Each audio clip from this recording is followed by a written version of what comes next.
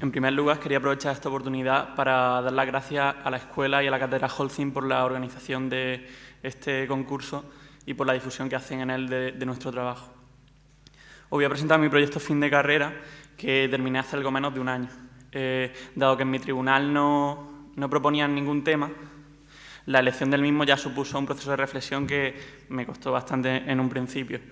Por contextualizarlo un poco, yo estudié 5 años en la Escuela de Sevilla, luego me fui un año a disfrutar de una beca de Erasmus en Glasgow y ese es el motivo por el que el proyecto se ubica allí, aunque luego tuve que volver para terminarlo en Sevilla.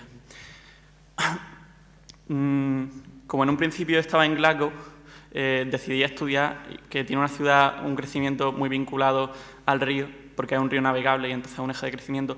Me pareció que en torno a este eje podría encontrar las principales oportunidades de intervención o problemas que soluciona. En uno de estos paseos me encontré con este solar. Este solar es un aparcamiento en superficie que tiene una gran escala, tiene una ubicación muy importante dentro de la ciudad porque está junto al eje comercial principal y junto al río. Y me extrañaba que tuviese un uso tan marginal como un aparcamiento en superficie y que los bordes estuviesen tan poco consolidados. Entonces decidí un poco estudiar la historia de la ciudad para ver cómo se generaba ese vacío. Intentaré ser breve, pero me parece importante contar esto. Y el vacío ocupa una posición adyacente al camino fundacional de la ciudad. La ciudad va creciendo y durante los siglos XVI y XVII, impulsada por un grupo de comerciantes, llega a ser la segunda ciudad más importante de Escocia. Y durante el siglo XVIII, gracias al Tratado de Unión, empiezan a comerciar con América y entonces la ciudad experimenta un crecimiento demográfico y económico bastante importante que posteriormente es frenado por la Revolución Americana. No obstante, debido a la cercanía de minas de yacimiento de carbón y de hierro, en la Revolución Industrial, Glasgow experimenta otro crecimiento muy importante. Y este es el estado que tiene a principios del siglo XX. Debido a la importancia que tiene en el trazado de la ciudad la revolución industrial, se llegan a construir hasta 4 estaciones de trenes, como aquí se ven marcadas en verde. Pero después de la Gran Depresión y la Segunda Guerra Mundial se produce un proceso de compresión económica y entonces todas estas líneas ferroviarias que estaban vinculadas un poco a este mundo productivo dejan de tener sentido y cuando las líneas de tren pasan a ser propiedad del Estado, pues se produce un proceso de racionalización y se suprimen 2 estaciones y muchas de las líneas ferroviarias. Por no enrollarme mucho, y volviendo un poco al vacío objeto de estudio, pues esta era la situación de ese vacío a mediados del siglo XIX y en la segunda mitad se construyen 2 estaciones de tren y la estación de Sanina es un poco la que causa el origen de este vacío. Porque la estación de Sanina está constituida por 2 cúpulas de vidrio y se cerró en 1966 y se derribó en el año 77. Entonces esta es un poco la situación actual, el punto de partida. Es un gran vacío que se ha utilizado como aparcamiento y el emplazamiento que ocupaba la estación lo ocupa en la actualidad un centro comercial que, bueno, es un edificio muy poco afortunado. Un poco por la escala del vacío sobre el que decidí estudiar y por la poca consolidación de los bordes me estaba resultando difícil abordar el proyecto y gracias al estudio de la evolución histórica se ponía de pronto en valor este fragmento de viaducto que estaba en desuso. Entonces al final decidí centrar la intervención en ese vacío. El viaducto es una sucesión de 14 bóvedas de cañón que tienen más o menos un ancho constante en torno a 7,8 metros y una altura libre en el punto de la clave por encima de 6 metros. La cubierta ha sido colonizada por la vegetación y bueno, es un espacio marginal al que la ciudad ha dado la espalda y en algún momento se ha utilizado para almacenaje de mercancía. Ya había decidido el objeto del proyecto fin de carrera, pero no sabía qué programa meter. Entonces hice un estudio un poco del barrio. El viaducto está ubicado en la ciudad mercantil y en la ciudad mercantil se establecieron muchos artistas a partir de la década de los 80, aprovechando que allí era muy barato el alquiler de grandes superficies. Entonces, estos artistas tenían lugar de trabajo, pero no tenían muchos espacios para exponer su trabajo.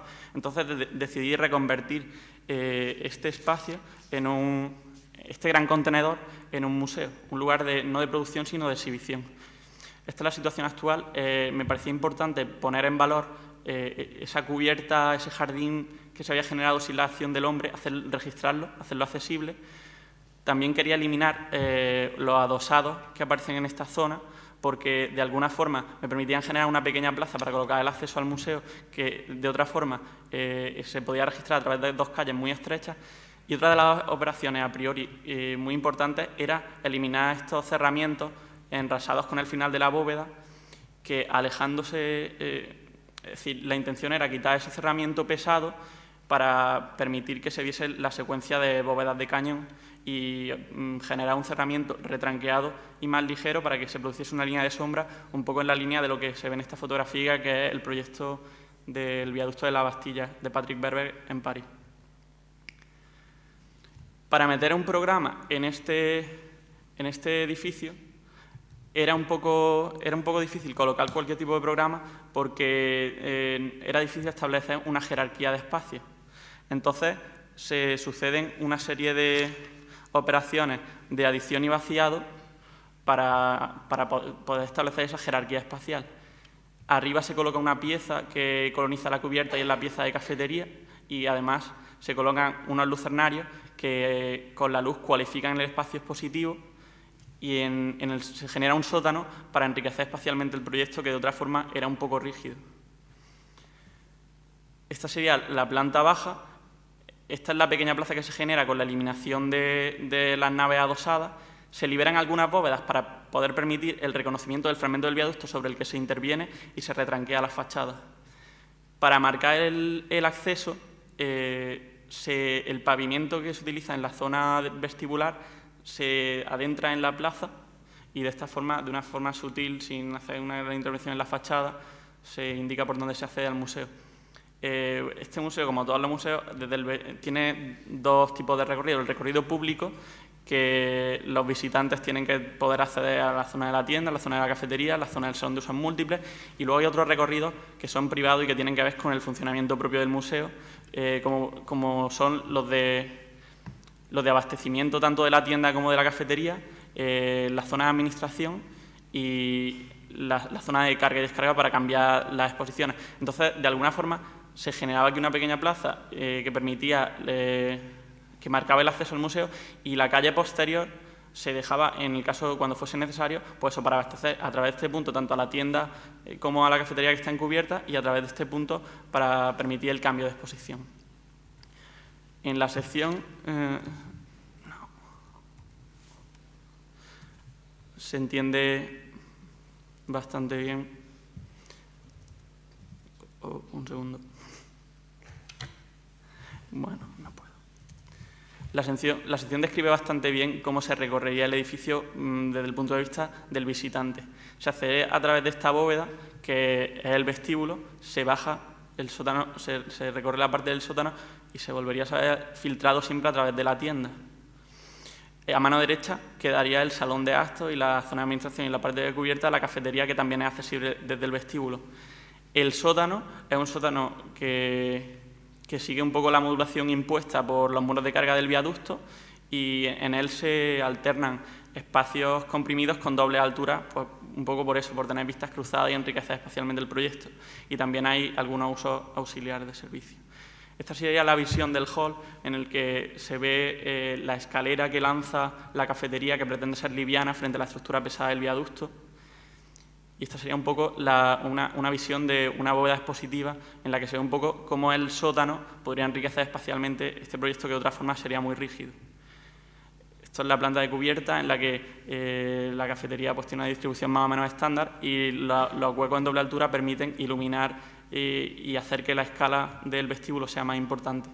Los lucernarios también repiten un poco, son un poco como la contrahuella de los muros de carga, y entonces en la planta de cubierta también se percibe un poco esta modulación. Esta sería una imagen un poco de cómo podría ser la pieza de la cafetería rodeada de ese jardín hasta ahora desconocido para la ciudad, y las secciones en las que se ve un poco cómo se rompe la rigidez que a priori había entre el suelo y la bóveda, enriqueciendo espacialmente el edificio. Me pidieron concisión y he intentado no enrollarme demasiado. Muchas gracias.